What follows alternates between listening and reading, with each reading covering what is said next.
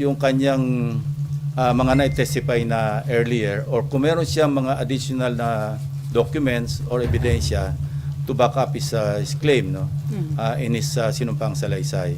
Naghahanap din kami ng magko-corroborate do sa kanya mga sinabi. In fact, no, si Senate President Soto was in touch earlier with Senator Bato de la Rosa because sabi ni Senator Bato, meron siyang ipipresenta na magko-corroborate kay Gutesa. And I just thought na baka yung si Paul or yung Mark na minention. But nung kinumusta ko kay Senate President, sabi ko, natatandaan ko may sinasabi si Senator Bato, why don't we pursue that? No? Kung po pwede niya maipresenta kasabay sa hearing sa Friday. When he checked, sabi ni Senator Bato, ang balita niya, mukhang nag-join up na kay sabi. Gutesa. No, kay Congressman Saldico sa Europe. So baka And yun we're still validating, ano, kung yun ang sabi. So madali naman yon. We will check with immigration kung meron talagang departure, assuming na they use their real names. Ano.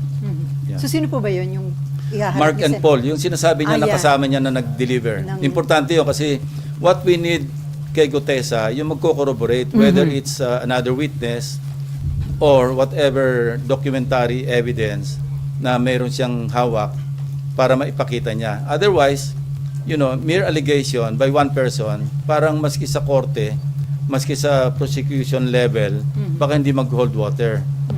No? So hindi ho kaya mag-stand up yung kay Gutesa na Sa ngayon, sa tingin ko, no, being an investigator for so long, pag alam kong ganun lang, isang salita lang, sa isang tao, mahirap tumayo. So kailangan natin ng magko-corroborate. Sa isang interview, sinabi nga ho ni Senator Rodante Marcoleta na nasa Chile na yung si Mark ba o si... I don't know. Ang pagkaalam ko lang na nag-join daw, sabi ni Senator Bato kay Senate President na sumama na raw kay ex-Congressman Saldico. Pero sir, plano nyo rin po bang patawag Kung may yung dalawa? information si Senator Marcoleta na nasa Chile, tingnan natin. Basta anything that can really sustain yung lahat ng mga testimonies so far revealed sa mga hearings na nakaraan, we should go there.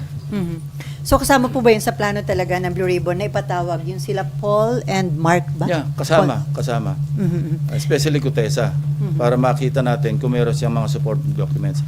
You know, may mga talks na may pinagtatakpan, merong pinipili, no? Hindi ganon.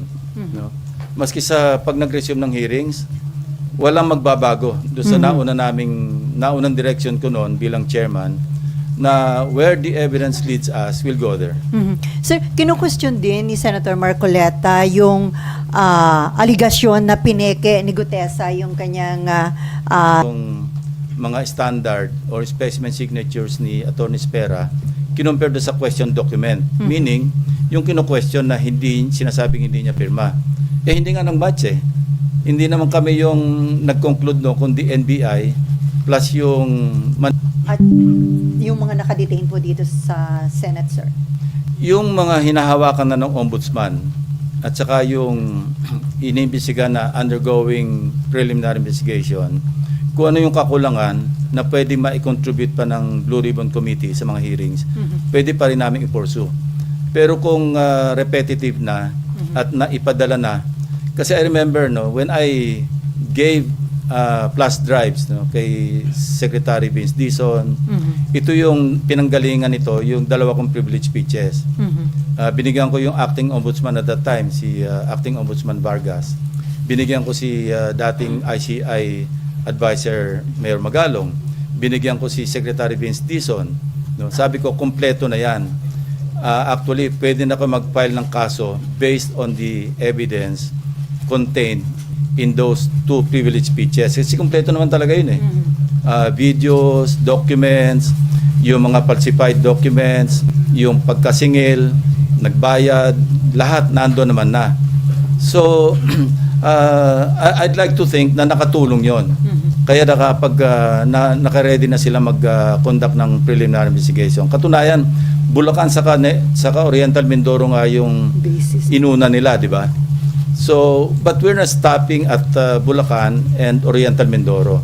Kasi pasok ng pasok lahat yung mga information. Kayo mismo sa media, di ba? Ang dami nyo na nakakalap na ebidensya because people have become conscious at saka talaga naging daya natin para talaga masustain yung effort ng government to really get to the bottom of all these issues, all these anomalies, at saka para mapanagot talaga yung dapat managot. Otherwise, kailan naman ulit ito? After 5 years? After 10 years? So, walang katapusan. It has become a vicious cycle. So, yun, we're there right